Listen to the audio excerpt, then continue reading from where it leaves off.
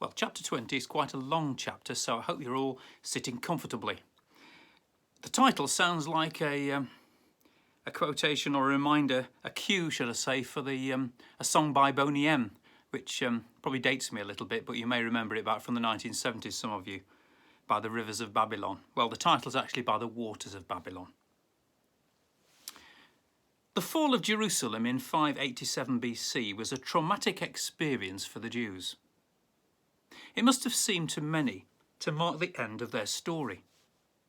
The glorious prospects that had opened up under David and Solomon, of the country expanding in power and importance, and indeed becoming as significant as any of the other great nations of the world, were not to be fulfilled. First, the kingdom had been split in two. Then the northern part of the country had been devastated by the Assyrians, its citizens carried off into exile, and for all practical purposes lost forever. So long as the south had remained more or less intact with its ancient capital at Jerusalem, there was still a link with the past and hope for the future. But now that had gone. It must also have seemed to make nonsense of all that the Jews had been told of their unique vocation as the people of Yahweh. What had become of the faith of Abraham that Canaan was their promised land? Of the confidence of Moses that Israel was not destined to perish in Egypt, but that the Exodus was part of the divine plan, that Israel should be preserved to witness to the Lord in the world? Had Yahweh failed at last, vanquished by some more powerful gods of Babylon, who'd made their people everywhere victorious? Many Jews came to this conclusion as they found themselves stateless exiles in a foreign land. Yahweh had either deserted them or proved himself useless. They discovered that the Babylonians were humane in their treatment of racial minorities in their empire. Life was, on the whole, tolerable. Babylon was civilized and wealthy. Prospects were opening up for trading with their new masters and of being well rewarded for their skill. Let the past look after itself. Let's forget Jerusalem, forget the Lord. But there were some exiles who could forget neither Yahweh nor Jerusalem. One of them put their feelings into words. By the waters of Babylon, there we sat down and wept, when we remembered Zion. On the willows there we hung up our lyres, for there our captors required of us songs, and our tormentors mirth, saying, "Sing us one of the songs of Zion." How shall we sing the Lord's song in a foreign land? If I forget you, O Jerusalem, let my right hand wither. Let my tongue cleave to the roof of my mouth, if I do not remember you.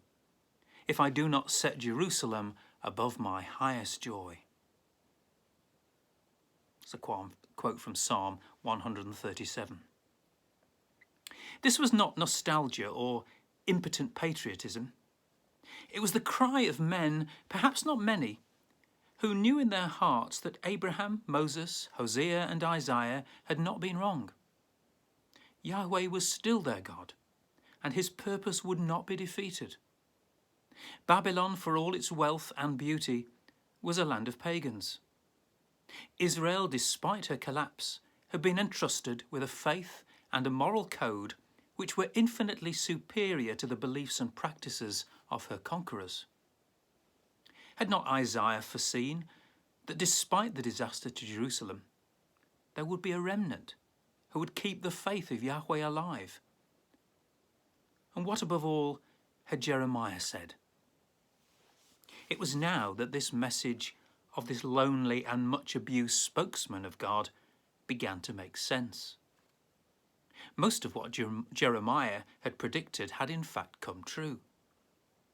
He'd been right about the impending catastrophe. Might he not have also been right about why it had happened?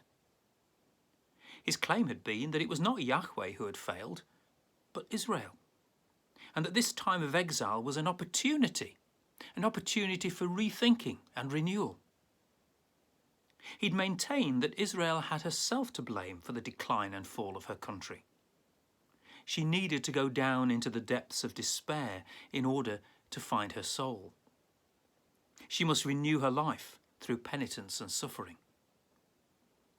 The exile in Babylon was no accident, but an opportunity to learn from past mistakes. If the exiles could only see their plight as a necessary discipline imposed by God for their own good, they would find that God would open up a way for their return to the homeland, where they could rebuild their community life on better foundations. But now among the exiles themselves, two great prophetic voices were raised in support of what Jeremiah had said. These were Ezekiel and the anonymous disciple of Isaiah, whose words are found included in the book that bears his master's name, and who for convenience we might call Isaiah of Babylon. It's not too much to say that under God, these three men, Jeremiah, Ezekiel, and Isaiah of Babylon, changed the history of the world. It was because these three great spokesmen of Yahweh succeeded in persuading a sufficient number of exiles that Israel had a future, that when the opportunity came, enough Jews returned to Palestine to rebuild their city and their community, out of which 5 centuries later were to come Christ and his church. The uniqueness of Israel's role and the providential ordering of her affairs is at no point in her history more clearly seen than now. Historically speaking, there was no reason why the exiles in Babylon from the southern kingdom should have followed a different course from the exiles of the northern kingdom, who simply dissolved their identity amongst the mixed races of Assyria. That this didn't happen can only have been because in the divine plan, the people of God were destined to be preserved in order that out of Israel should emerge in the fullness of time what St. Paul called the Israel of God, the Christian church. Jeremiah, Ezekiel, and Isaiah of Babylon were the three men whom God at this critical stage in Israel's story chose to lead the way. With the best will in the world, it's difficult for us today to be attracted by Ezekiel the man. Perhaps he suffers from being sandwiched in history between Jeremiah and Isaiah of Babylon. Jeremiah, whose warm-hearted sympathy shines through his somber predictions, and whose courageous stand for the truth against all opposition has been described so movingly by his devoted friend and disciple Baruch. And Isaiah of Babylon, whose sublime insight into the compassion and tenderness of God brings him very close to the mind of Jesus. It is noticeable that both these men had a profound influence both on Jesus and the early church, as we can see from the record of the New Testament. Ezekiel, on the other hand, belongs almost exclusively to the world of the Old Testament. Yet the Old Testament is part of the Christian story. And there's no question but that in his day, Ezekiel made a major contribution, and that it was he, more than the other two, who shaped the religious life of Israel between the exile and the coming of Christ. Ezekiel was a priest who must have been sufficiently influential to be included among the first batch of Jews who were banished to exile in Babylon in 598 BC. 5 years later, in the Jewish settlement in Babylon to which he had been deported, he had an overwhelming vision of the Lord God enthroned in majesty, which convinced him that Yahweh was still in the midst of his people, and that he himself was being summoned to be one of his prophets. From then until the fall of Jerusalem, he poured out his soul in condemnation of the people of God for their failure to be worthy of that name, and inexorably proclaimed the impending disaster as the just judgment of God. Not only in words, but also in actions of a most bizarre kind, he pressed his message home. He was undoubtedly abnormal, on the borderline between genius and madman. His visions have a nightmarish quality. Yet behind all this is the intense conviction that there is meaning and purpose in all that is happening. God speaks through catastrophe, as much as through prosperity. Accordingly, when he heard that Jerusalem had fallen, Ezekiel struck a new note. His message was now one of hope and encouragement. Yahweh had not deserted his people. He still had a mission for them in the world. If in exile, they would learn the lesson that they were being taught, accept this disaster as a call to new endeavour, turn their backs upon the follies that had brought this havoc upon them, reset their compass and plan their programme on different lines from the past, they would find themselves in God's good time back in their homeland with a more glorious prospect stretching before them than they'd ever known in what they thought of as their more spacious days. Ezekiel's vision of the Valley of the Dry Bones is justly memorable. He saw a valley littered with dry bones. This was Israel scattered in exile and spiritually dead. Then, at the Lord's command, the dry bones sprang together, took on flesh, and received the breath of life. This was Israel renewed, alive and alert, ready to build the New Jerusalem and fulfill her historic mission.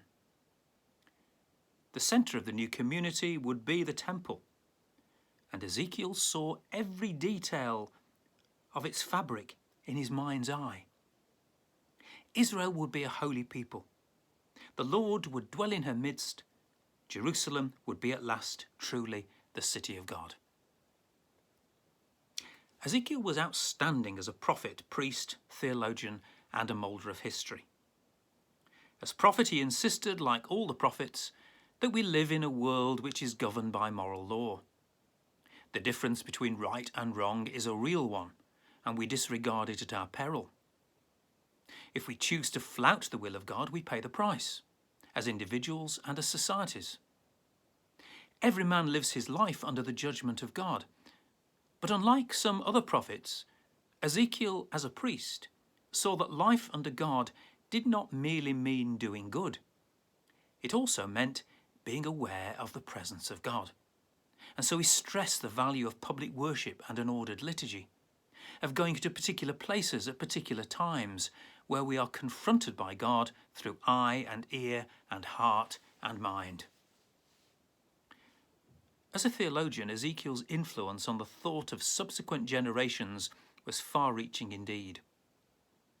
We shall see how many of his ideas were perverted in ways which he never intended, by lesser men who lacked his genius.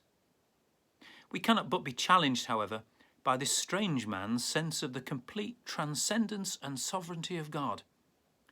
For him, God was no comfortable father figure, but the awe-inspiring Lord of the universe, unfathomable and shrouded in mystery. This is certainly part of the truth about God, and Ezekiel does not allow us to forget it. The exile lasted about 50 years, longer than many had hoped, but not as long as Jeremiah had warned them to expect. It came to an end when Babylon met the fate of Assyria and was herself ousted from world supremacy by the new power of Persia under her dynamic ruler Cyrus. The Persians swept westwards.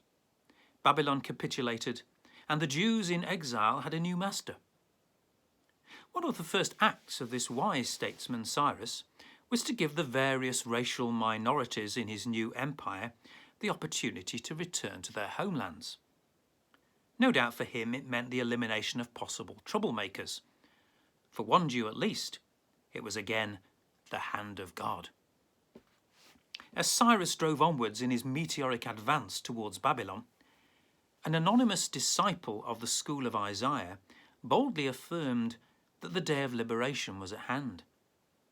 Cyrus was but a tool in the hands of Yahweh, who had now determined that his people had been disciplined enough, and who was using the Persians' victories to open the way for their return to the Holy Land. The sublime effrontery of this unknown and insignificant exile under a foreign yoke, as he dismisses the conquest of the world as almost irrelevant and sees the formidable conqueror as a mere instrument of Yahweh, of whom Cyrus had doubtless never even heard, could only have come from a prophet of Israel. It was, however, a much-needed message that Isaiah of Babylon delivered. His words suggest that although many Hebrews were weary of captivity, many others had no great desire to leave Babylon. Isaiah tried to whip up their enthusiasm by telling them that a new and greater exodus lay ahead. Cyrus would take Babylon, its mythical gods would be powerless to stop him, for the irresistible strength of Yahweh was behind him. The captives would be set free. A miraculous highway would open up for them across the desert. They would return with joy and gladness to the holy city with Yahweh at their head. Jerusalem would be too small to hold her children, of whom she had so long been bereft. It is possible that there was a resistance movement among the Jews in Babylon, to which Isaiah belonged, and which had some contact with Cyrus in his advance, and some knowledge of his intention to liberate the racial minorities in his new empire after the inevitable collapse of Babylon. This might account for Isaiah's confidence in asserting that the day of freedom was close at hand. But it would not account for the magnificent flight of the prophet's imagination as he clothed the whole idea of the return to Jerusalem in such splendid imagery. The very fact that Jerusalem was again to be the home of the people of God was to the prophet such a miracle of God's forgiving mercy that Isaiah could not speak of it in anything but miraculous terms. In the course of his moving call to his countrymen to be worthy of this great moment, Isaiah reached a conception of God which is the loftiest and most perceptive in the whole of the Old Testament. He saw God as creator and sustainer of the universe, as Lord of all history, ruler of kings and nations, yet as a God who cares for all his children as tenderly as a shepherd gathers his lambs in his arms and gently leads the mother ewes. To those who thought that God had forgotten them, Isaiah declared, "Have you not known? Have you not heard? The Lord is the everlasting God, the creator of the ends of the earth.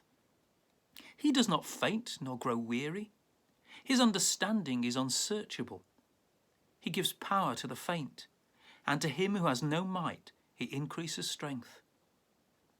Even youths shall faint and be weary, and young men shall fall exhausted. But they who wait for the Lord shall renew their strength. They shall mount up with wings like eagles. They shall run and not be weary. They shall walk and not be faint." For Isaiah there was only one God, Yahweh, who had called Israel to be the means of light and life of all nations. His purpose was nothing less than that this tiny people, through no merit of their own, should be his instrument for the salvation of the world. We've come a long way indeed from earlier days, when Yahweh was the warrior God of Israel, fighting her battles for her, showing himself from time to time to be more powerful than the gods of other nations, unpredictable in his actions, capricious in his moods, but solidly committed to Israel's material advancement. Yet as Isaiah's picture of God, a distillation of the insights of many prophets who had seen one or other of the aspects of the truth about God which he so marvellously unites, is merely the climax of the unique understanding of God which had been progressively given to the people of the Old Testament through their prophets, beginning with Moses. In terms of practical results, Isaiah's mission must be counted as a failure. When Cyrus issued his edict in 538 BC, allowing the Jews, among others, to return to their homes, there was no eager response on the part of the exiles, no massive, far less miraculous march back to the Holy Land. The few who did go back at that point found, when they reached Jerusalem, that they were hard enough put to it to eke out a living among its ruins, without even thinking of rebuilding the temple or the city or constructing a brilliant new way of life. Isaiah's message bore fruit in the end, but it took a century and a half, and the energy and enthusiasm of many others besides himself before his vision of the New Jerusalem was realised. And when that happened, his character had more of Ezekiel than as Isaiah in it. His legacy is much more to be seen in the imperishable quality of his thought, which survived and surmounted the rather arid period that we have next to consider, and made a deep impression on the minds of the first Christians. This is particularly true of Isaiah's so-called Songs of the Servant of the Lord. It has been thought by some that these songs were composed by the prophet in a spirit of disillusionment, when his great hopes of a spectacular return to the homeland were unfulfilled, and when Cyrus, instead of giving Yahweh credit for his victories, accepted the gods of Babylon. The songs strike a note unique in the Old Testament.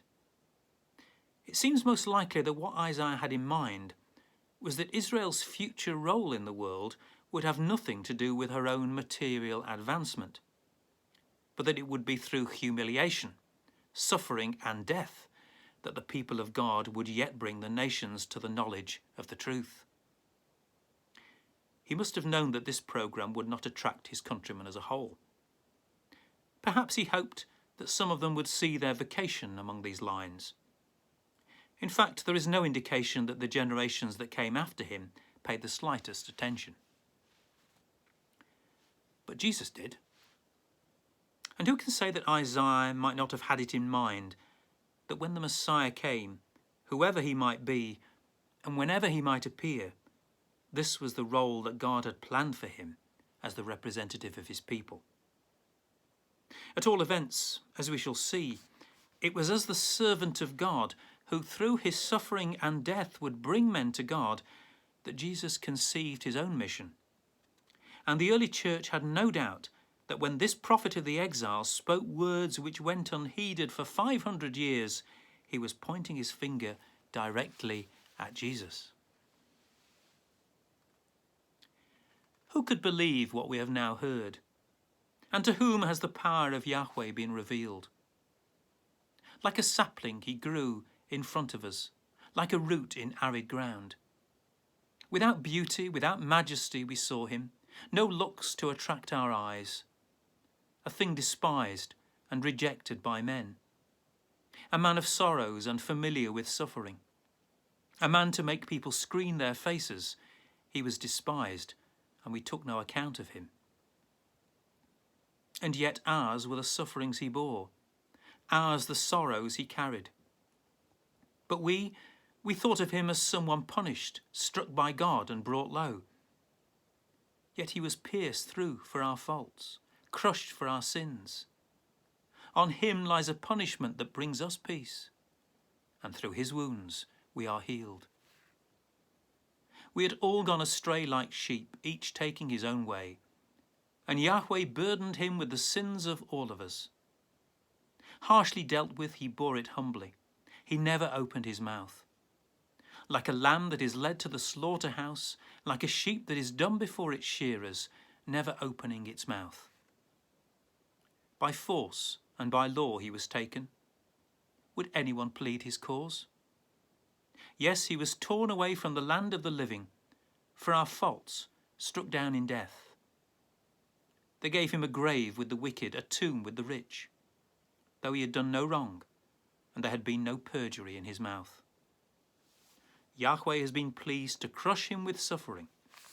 If he offers his life in atonement, he shall see his heirs, he shall have a long life, and through him what Yahweh wishes will be done.